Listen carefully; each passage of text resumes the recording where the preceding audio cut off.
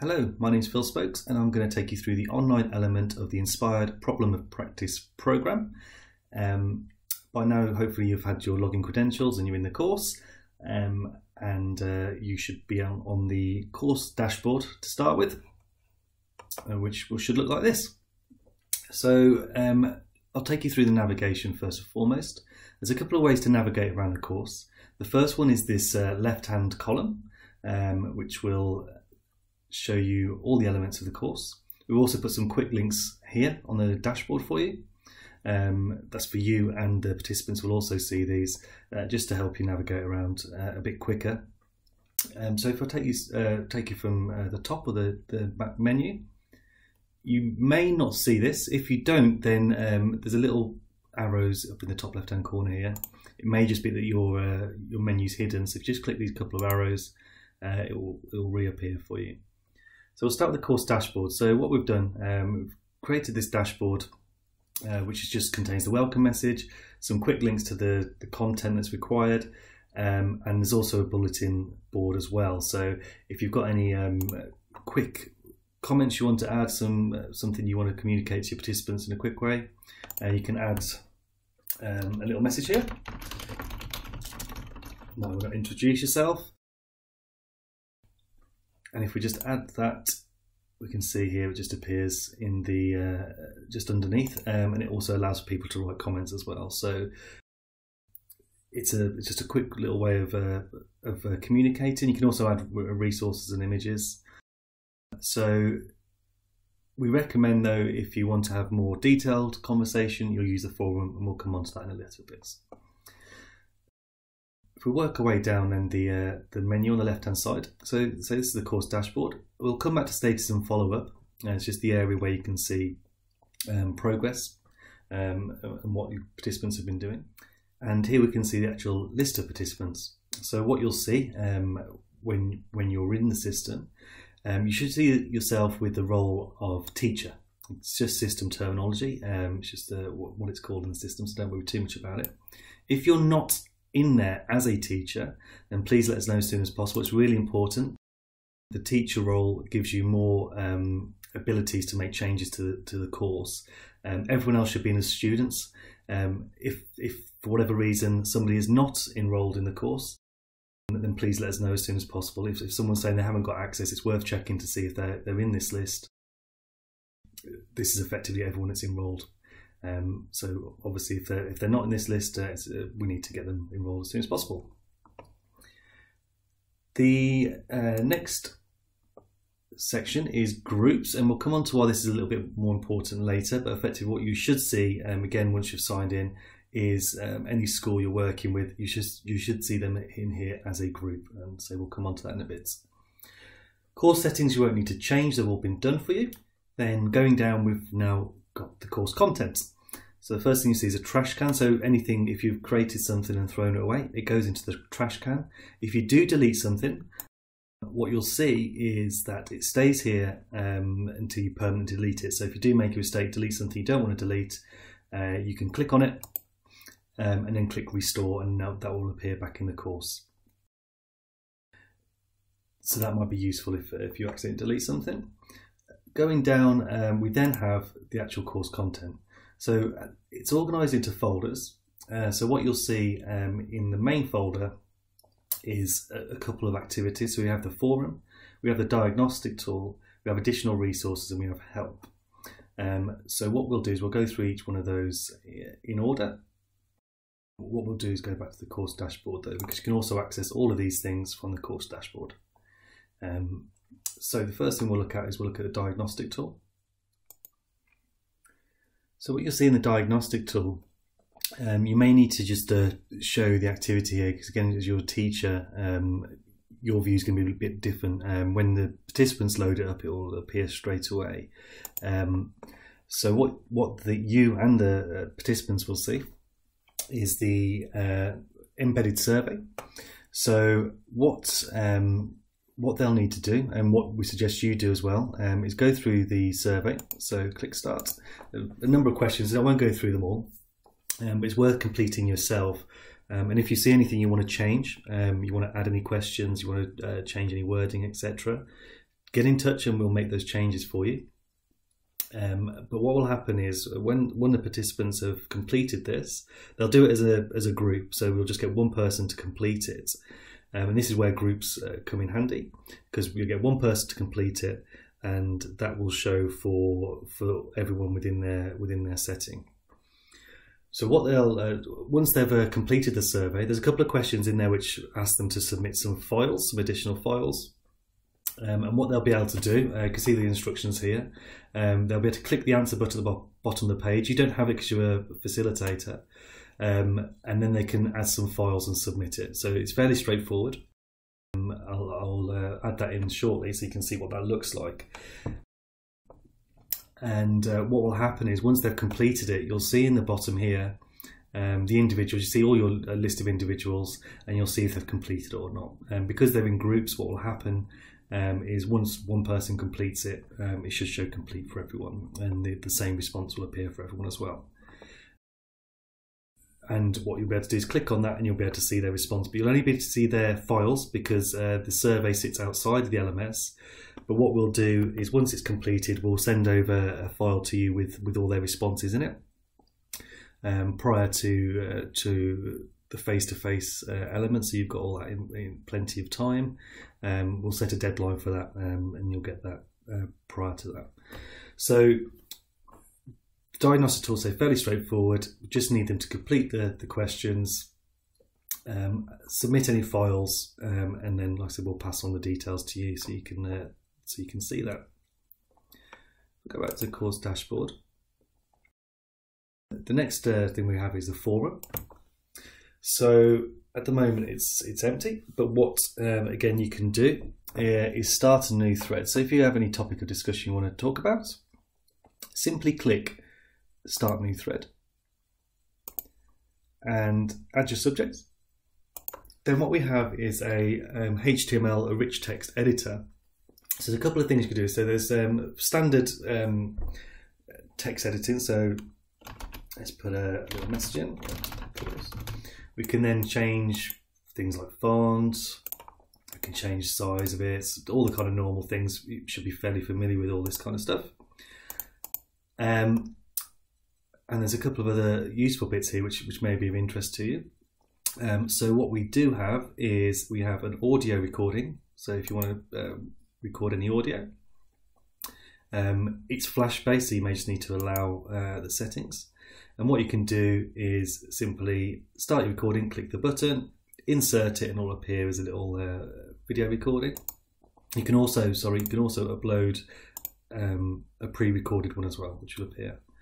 You've also got a video, so if you want to do a webcam, again, if you click on that, again, you'll need to allow it, but what will happen, it'll access your webcam, and again, you can just do a video recording, which will insert directly there, so it's a bit more personal. If you want to do a nice little welcome message, it would be quite a nice thing to do. Another useful thing is the embed option. So if we click on that, you can simply embed any kind of material, so anything that's embeddable. YouTube being a good example. I've got a YouTube link I've already pre-copied, problems of practice. We just insert that, and what you'll see is embedded content. It won't show it within your preview, but if we save this, I'll put a subject in here. Then what we'll see in once you've done that, you'll see that the new thread's here. So subject welcome, and then you'll see the person that's added the content, and there's your content that's appeared that you've just added. If you want to do any edits, you can do it through here, and again, just make your edits however you want. Something else as well, which I should have probably added, if you know HTML code, there's a source option here as well. So if you click on source, you'll see lots of gobbledygook. But if you know what you're doing with it, then feel free to use that. And again, you can do some more kind of whizzy things with it. And this is prevalent throughout the whole site. So wherever you've got a rich text editor, you've got the ability to add the source code as well. So that's a forum. What you'll see again is once you've added it, people can then add replies. You'll see the person that's responded. The participants have the same ability as you do, so they have the same options in the HTML. and they can just post a reply. So again, obviously this needs to be moderated, and just check that everything's as it should be. You'll also have a reports tab. Again, this is just for facilitators' eyes only. And what you'll see is a list of all your participants. You'll see the number of threads have started and the number of comments they've made. So it's just quite nice to have a quick summary of participants and see if they're contributing to discussions or not. So that's the forum. And the final area of actual content is the additional resources area. So at the moment, this is empty. And this is for you to add any additional resources in that you see fit. So if you go into, again, this is accessible on the left-hand column as well. So what you'll see at the moment, says a empty folder, but you have the ability to add all sorts of different types of things.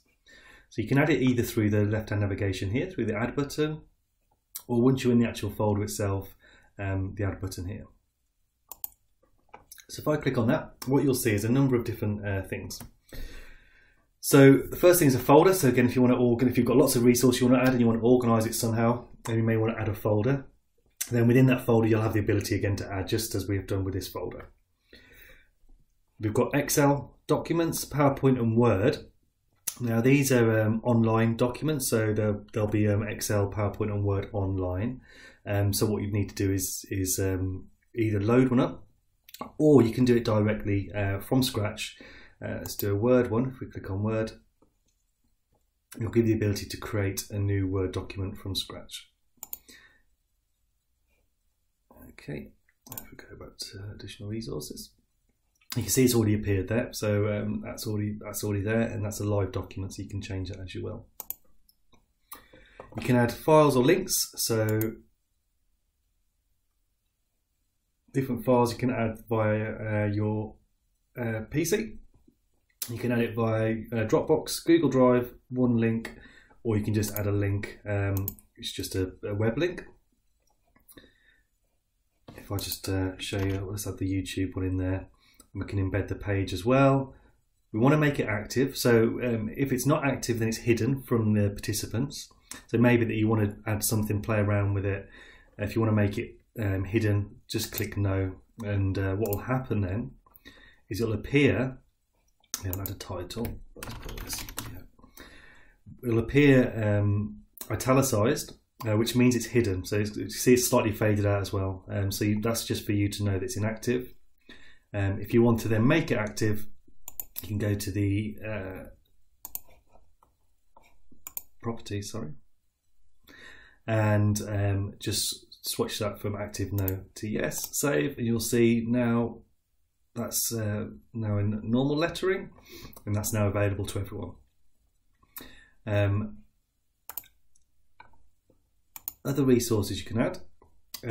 You can add a note, which is effectively just a HTML page again. So this is useful if you kind of want to add your own kind of content. It's just a blank page effectively. Again, you can sort of do all the kind of things you want to do, embed, record videos, etc. The same as the forum stuff. You can also create a page which is similar to the dashboard. So this allows you to add different content blocks. This allows you kind of, it's a bit more if you want to sort of add various different sections. So if we add a content block, there's lots of different things you can add here. And again, you can do this on the actual dashboard as well. So you may not want to use this, but just so you know, these options are here on this page and also on the dashboard. So you can add files if you want to, again, build it as part of the page rather than just an individual file. Images, rich content, which again is the same as the forum posts and same as the notes, just enables you to add a block. You can also add a poll as well. So if you want to ask a quick question to your participants, let's just add a rich content, and you'll see how it appears. So you'll see, I've just put that in there. Now we've just got a new block, and if we add another one, let's have a quick poll.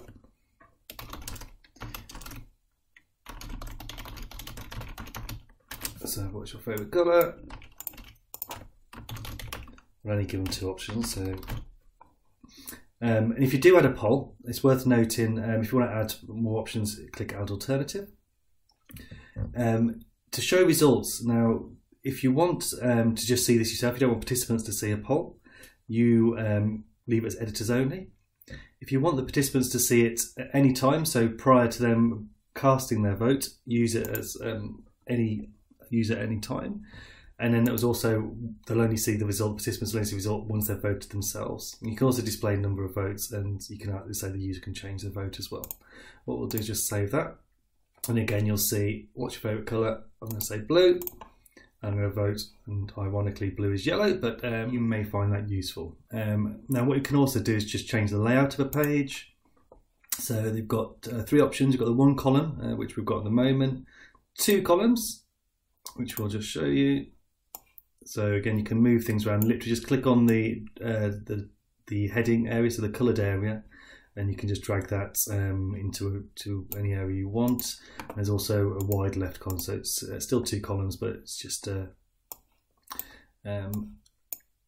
wider left. So again, it depends on how you want to organise it. So maybe useful for you. And again, you can do the same thing on the course dashboard. So you can click on this top right hand corner here and add a new content block. So if you want to just add something again, so they see it every time they log in. Again, you can just add a poll, all the normal things. You'd also see app libraries.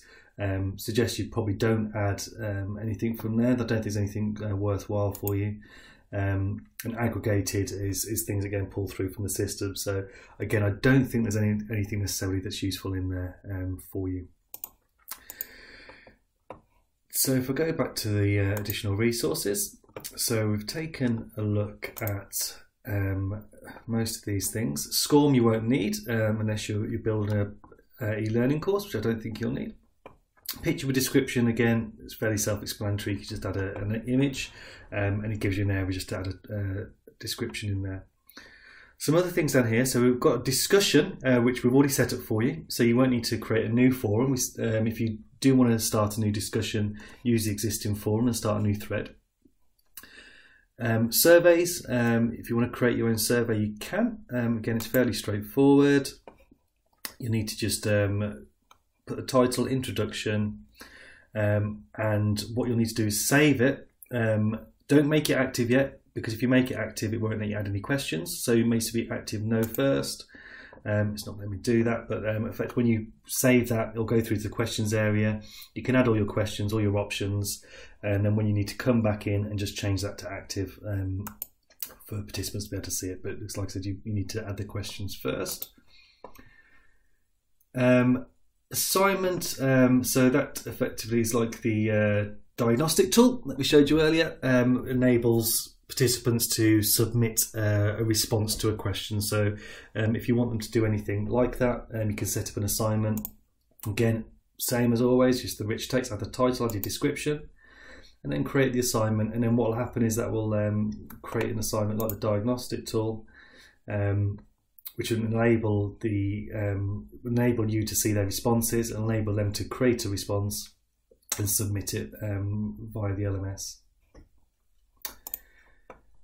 If you want any more information on this, and I'm whizzing through this, but feel free to get in touch and I can talk you through in more detail if any of these things you want to do. I don't want to go into too much detail because you may not want to do any of these things. There's also a test, which is similar sort of thing as the assignment, except it's you can create multiple choice questions. You can create various different types of question types as well. Again, I'm not sure you're going to need that, but it's there if you do. Something you may be interested in is the conference facility. Now you may have your own method for this, but this is effectively an inbuilt web conferencing tool. Feel free to use your own if you've got Skype or anything like that. However, if you want to utilise the LMS's tool, it's there. So if we click on conference, we'll just give it a example title. I won't bother put a description in. Got the option to show the conference in a new window. I'll do that for now so I don't lose where I am when I open it. And then you've got an option of 2 different conference types. You've got a text-based chat, which is the default. And you can have up to 50 participants in that. It's effectively just a chat room. The thing you may find more useful though is the conference with video, sound and text-based chat. Now you can have up to 10 people in at any one time, which should be enough for your groups. And but only 4 of them can be viewable via their webcam at any one point. However, all 10 participants will have access to the sound and text space, so it's there for an audio. It's there for audio and text based chat for everyone. Now, what I'll do is if I just save this, we'll see the welcome icon appear down here, the conference icon. So if I click on that, and what we'll see if I start a conference in a new window, what you'll see is the 4 video boxes. So if any of the participants click on one of them, again, it requires flash, so you'll just need to allow that. I'm going to come out of that though. And this is the area where they can add a chat. So I'll click on that. You can whisper to people. I haven't got anyone else in the room, but if you click on their name, it'll give you the ability to whisper to them. That just means that when your chat will just go through to that individual. And if you get any troublemakers, you can kick them out. So if you're going a bit slow, if it's going a bit slow and you're happy with just audio, it may be worth just turning the video off as well, just in case speeds are not quite sufficient enough for you all to speak. And that's that. So you can set that up yourself. Just send out a message saying what time, etc., to go there. You can actually use the registration tool as well, so you can create events to which users can register if you want to do it a bit more officially. So what you can do is put a description, add a time in here, so let's say Wednesday 7 PM, and then we're going to say there's 5 available seats. Again, you probably don't need to do this. If you leave it blank, there's no limit. And if you want to have more than one option, let's say Thursday 6 PM, and so there's also 5 available there. And what you can do is set it so the participants must say why it is they want to attend that one. You can make it so other participants can see who's attending those events. And you can also say that, you know what, we only want you to go to one of these 2 events, or if both of them may be optional. You could say, actually, we need you to go to both events, or you can just come to one, but you can also come to 2 as well. So there's just an option to see how many they can actually attend. A deadline, we could set a deadline to when they have to respond by. So they have to respond by tomorrow, 4 o'clock. Give them the option to edit their choice. It's all fairly self-explanatory. You can make if it's mandatory or not. We'll say no. And again, active, just to make sure it's visible to the participants. The other thing I should have mentioned as well, there's also a set time span. So if you want to basically set a trigger, so if you want to set it up in advance, but then you don't want it to be visible straight away, you can also set a time span. So you can make it active or deactive at a certain time. So we can say, let's say it's active from today, but at 3 PM, and then it never deactivates. There we go. But then it's always live. Now, if we save this event, again, you'll see it appear in the resources here. And again, the participants will see this slightly different. They'll see the options to sign up to one of the events. So this may be useful if you do want to do a face-to-face, an online conference meeting. This might be a useful tool to you, so you can see who's accepted. And then that's the information, and you can see a list of the registrations. So I've got 2 events here, so I can see no one's selected that yet, no one's selected that one yet. So that might be useful for you as well. And let's go back to additional resources. I think that's probably all you'd need. I don't recommend using any of these other things. So they're all the different sort of additional resources you want. So majority of the time you probably just want to add a link. You may want to add a document, a file, or a link, but you know, it's all there for you if you want to use it. And again, if you want a bit more information, a bit more detail on specifically how to set this up, or if you want me to do that for you, if there's anything particular you want, feel free to get in touch. Contact details will be on the system, and I'll also give them out at the end. So that's the content there. So like I say, you can feel free to add whichever additional resources you want to the course. The final one is just a help section, and this is the same for you and for the participants. And again, what we've got is just options on how to update your profile and some basic settings, some accessibility settings, and also there's a bit more detail on how to use the rich text editor. So this might be a bit more useful. It just tells you exactly all the different options and what they do. So you may find that useful as well. And also in the system, there is actually a help section in more detail around the system. If you click on your name in the top right hand corner, then you just go to help, and that will open up the help section for It's Learning, which you may also find useful. But like I said, feel free just to get in touch. There's a contact button there. You can just contact that and that will go through to myself, and we'll get you sorted out. So I think that's it. If you have any questions, so feel free, drop me an email, and we'll make sure that everything's set up prior to you going live. And good luck. Cheers.